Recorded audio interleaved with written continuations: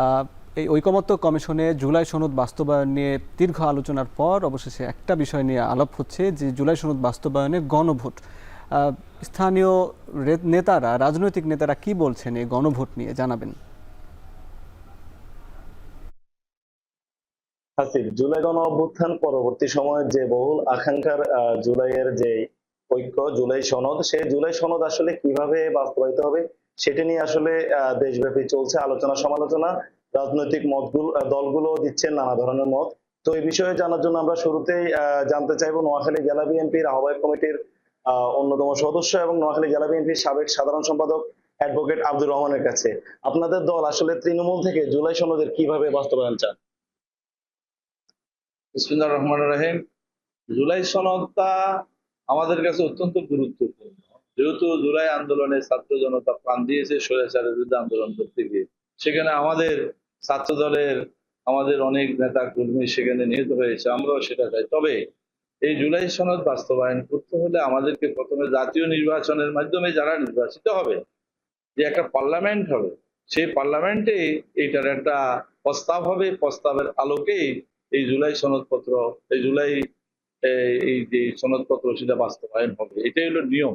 যেহেতু এখন তো কোনো পার্লামেন্ট নেই, এখন তো একটা অন্তর্বর্তীকালীন সরকার, তারা তো এখন এই এই বাস্তবায়ন করার ক্ষমতা তাদের নেই। সুতরাং একটা শক্তিশালী সরকার যখন প্রতিষ্ঠিত হবে নির্বাচনের মধ্য দিয়ে, তখন তারা এই জুলাই সনদটাকে তারা যারা অতীতে যারা প্রাণ দিয়েছে তাদের বিষয়ে তারা এই মর্মে একটা পার্লামেন্টের সংবিধানের মধ্যে সন্নিবেশিত করবে। এটাই হলো নিয়ম, এটাই হলো পৃথিবীর ইতিহাসে এগুলো হয়ে আসছে। যেমন আমরা 90 গণ আন্দোলন করেছিলাম, 90 স্বৈরাচারের বিরুদ্ধে আন্দোলনে আমাদের যারা যে নুর হোসেন, মিলন যারা নিহত হয়েছে তাদের ব্যাপারেও সেদিন পার্লামেন্টে এগুলোর ব্যাপার অনেক আলোচনা হয়েছে এবং তাদের এই তারা যে নিহত হয়েছে সে বিষয়ে সেই দিবসগুলোকে পালন করা হচ্ছে। ঠিক তদ্রুপ এই জুলাই আন্দোলনে যারা এটা এটা অবশ্য 90 আন্দোলন থেকে এটা একটা জোরালো আন্দোলন হয়েছে, যেহেতু এই স্বৈরাচার শেখ হাসিনার যে স্বৈরাচারী সরকার সেটা ছিল অত্যন্ত মারাত্মক একটা স্বৈরাচার ছিল।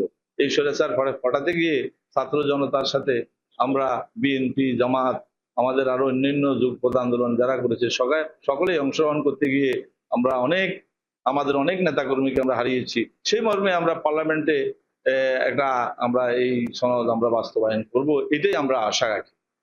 আমরা শুনছিলাম নোয়াখালী জেলা বিএনপির আহ্বায়ক কমিটির অন্যতম সদস্য অ্যাডভোকেট আব্দুর রহমানের কাছে। এবার আমরা চলে যাব নোয়াখালী জেলা জামায়াতের শুরা ও কর্ম পরিষদ সদস্য অ্যাডভোকেট তাজুল ইসলামের কাছে।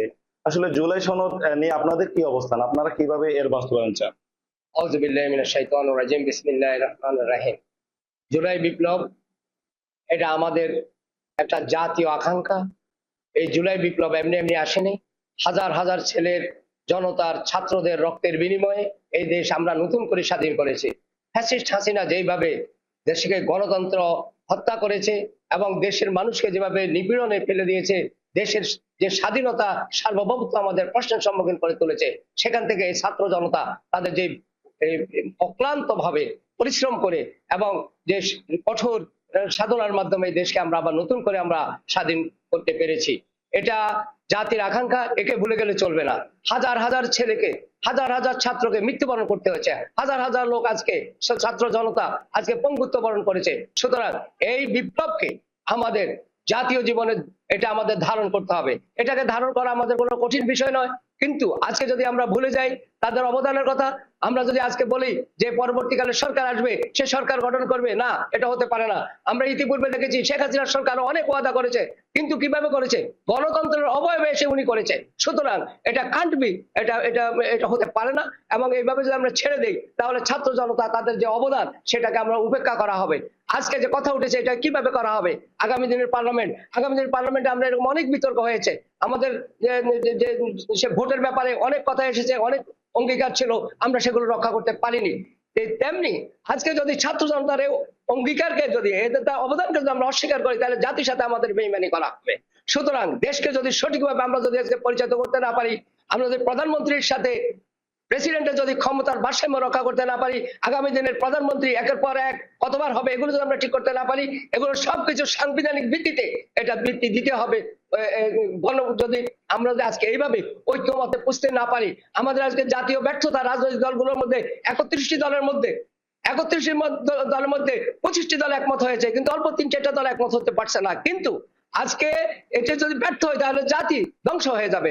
সুতরাং এটা আমরা পাবলিকের কাছে ছেড়ে দিই। এদেশের 20 কোটি লোক বলবে কিভাবে এটা বাস্তবায়ন হবে। আমরা সংবিধানের 106 ধারা এটাকে অ্যালাউ করে, এর বাইরে যাওয়ার কোনো স্কোপ নাই। সুতরাং এই দেশের আপামর জনগণ সবাই চাইতেছে গণভোটের মাধ্যমে এই যে আজকের যে জুলাই বিপ্লব, এটা একটা পূর্ণাঙ্গ একটা সঠিক রূপ লাভ করুক।